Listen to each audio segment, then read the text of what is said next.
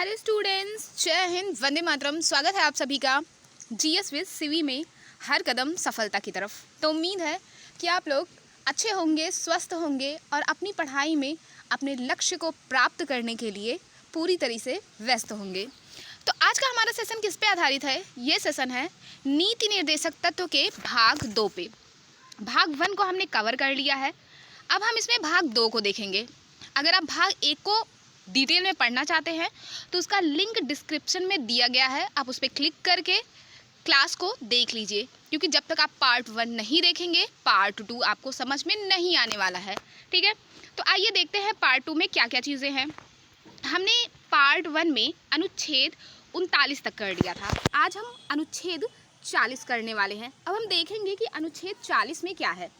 तो अनुच्छेद 40 जो है उसमें ग्राम पंचायतों का संगठन से संबंधित सभी नियम दिए गए हैं। ठीक है, ग्राम पंचायत को अनिवार्य कर दिया गया है और ग्राम पंचायत के वर्क वगैरह किस में दिए गए हैं? 40 में दिए गए हैं। अनुच्छेद 41 में क्या है? तो अनुच्छेद 41 में है कि कुछ दशा में काम पाने का अधिकार, मतलब कि अगर आप गरीबी रेखा से नीचे के व्यक्ति हैं, आप मजदूर हैं, है ना, आपकी आर्थिक स्थिति इतनी नहीं है कि आप अपनी आजीविका चला सके, तो इस दशा में आपको काम पाने का अधिकार है। उसी के तहत मनरेगा जैसी योजनाएं चल रही हैं जिसमें कि आपको 100 दिन काम की गारंटी भी दी जाती है। और शिक्षा का अधिकार और सार्वजनिक सहायता। ठीक है, क्या है दूसरा पॉइंट इसमें? क्या है? पहला पॉइंट तो ये हो गया और दूसरा पॉइंट क्या है? शिक्षा का अधिकार और सार्वजनिक सहायता भी आपको प्रदान की जाएगी। शिक्षा के अधिकार के तहत ही कई सारे प्राइमरी स्कूल बनाए गए हैं जिसमें फ्री शिक्षा दी जाती है और आप किसी भी उम्र के हो, प्रौढ़ शिक्षा भी आपको दी जाती है ना। आप किसी भी उम्र में हो, किसी भी उम्र में हो, किसी भी स्टेज पे हो, तो आप शिक्षा ग्रहण कर सकते हैं, ये आपका अधिकार है। और सार्वजनिक सहायता, मान लीजिए आप किसी भी हॉस्पिटल वगैरह में जाते हो, जो गवर्नमेंट हॉस्पिटल होती हैं, वहाँ 1 रुपये भी आपके इलाज के लिए नहीं लगता। हाँ, हॉस्पिटल वाले अब धोखाधड़ी करें तो बात अलग है, बट वहाँ पे कुछ भी पैसे का प्रावधान नहीं है, बस वही 1 रुपये की पर्ची का जो लगता है बस वही लगता है, उसके अलावा कुछ भी नहीं लगेगा। तो ये सार्वजनिक सहायता है जो आपको प्रदान की जा रही है। किस में प्रदान की जा रही है? अनुच्छेद 41 में प्रदान की जा रही है। ठीक है, अनुच्छेद 42 क्या है? तो इसमें न्याय, उचित एवं मानवीय कार्य दशाओं तथा मातृत्व सहायता के लिए प्रावधान है। ठीक है, मातृत्व सहायता के लिए प्रावधान है। जैसे मान लीजिए कोई भी फीमेल है जिस जगह पे वर्क करती है, जब भी उसे मातृत्व अवकाश की ज़रूरत हो तो उसे मातृत्व अवकाश मिलना चाहिए, ऐसी स्टेट गवर्नमेंट की पॉलिसी होनी चाहिए। किस में कहा गया है? अनुच्छेद 42 में कहा गया है। आइए देखते हैं अनुच्छेद 43 क्या कहता है। तो अनुच्छेद 43 कहता है कि कर्मचारियों को निर्वाह वेतन दिया जाना चाहिए। मतलब कि ये नहीं कि आप काम करवा रहे हैं उनसे 8 घंटे 10 घंटे और वेतन उसके मुकाबले में बहुत ही कम दे रहे हैं, तो ऐसा कुछ भी नहीं होना चाहिए। आप जिस हिसाब से उनसे वर्क ले रहे हैं उसी हिसाब से उनकी सैलरी भी होनी चाहिए।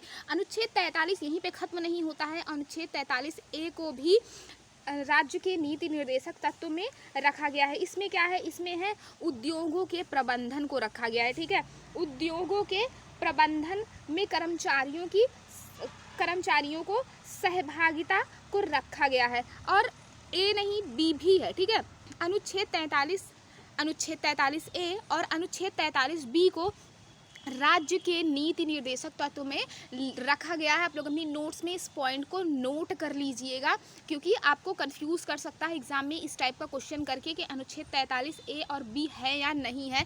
तो आप अगर नहीं नोट किए रहेंगे तो आप भूल सकते हैं, है ना। 43B में क्या है? तो इसमें है सहकारी समितियों को प्रोत्साहन, सहकारी समितियों को प्रोत्साहन देना है। अनुच्छेद 44 में क्या है? समान नागरिक संहिता। देख लीजिए 4 और 4 दोनों समान है, तो यहाँ भी समान नागरिक संहिता है। किस में है? अनुच्छेद 44 में है ना। अब देखते हैं हम अनुच्छेद 45 में क्या है। तो यहाँ पे 6 से 14 वर्ष के बच्चों के लिए शिक्षा का अधिकार है। कब लागू किया गया? कब लागू किया गया? तो 86वें संविधान संशोधन के तहत लागू किया गया। किस सन में?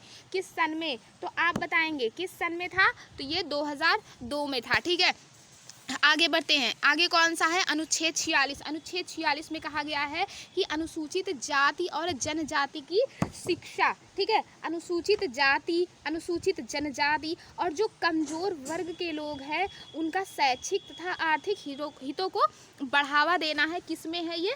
तो अनुच्छेद 46 में है ना। अब अनुच्छेद 47 में देखते हैं क्या है इसमें? मद्य निषेध है, पोषाहार और स्वास्थ्य को रखा गया है। किसमें?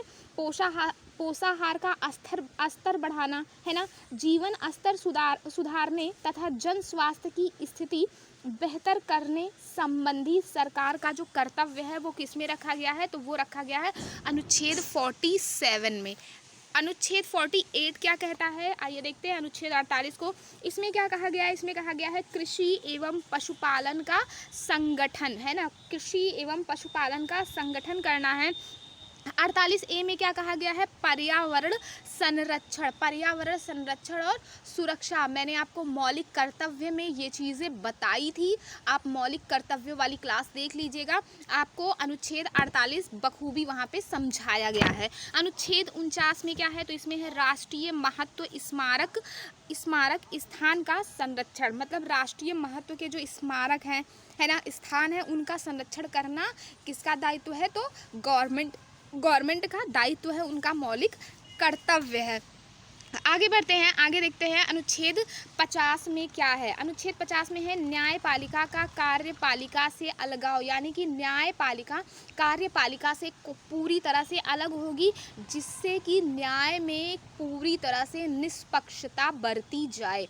न्याय को निष्पक्ष रखने के लिए, न्यायालय में निष्पक्षता बरतने के लिए उसे किससे अलग किया गया है? तो कार्यपालिका से अलग कर दिया गया है। किस अनुच्छेद के तहत ये कहा गया है? अनुच्छेद 50 के तहत। ये अनुच्छेद 51 पूछा जा चुका है, PCS एग्जाम में ये क्वेश्चन पूछा गया था कि अंतर्राष्ट्रीय शांति एवं सुरक्षा की अभिवृद्धि को किस अनुच्छेद में रखा गया है?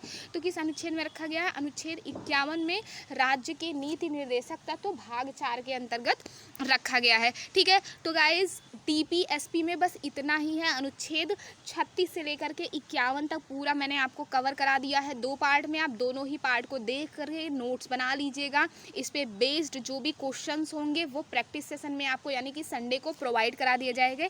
तब तक के लिए आप लोग हंसते रहिए, मुस्कुराते रहिए, खुश रहिए। चैनल को सब्सक्राइब करना बिल्कुल भी ना भूलिएगा और प्लीज़ आप इसको अपने फ्रेंड सर्कल में शेयर करें और अगर सेशन पसंद आया हो तो लाइक करें। बाय बाय, टेक केयर, सी।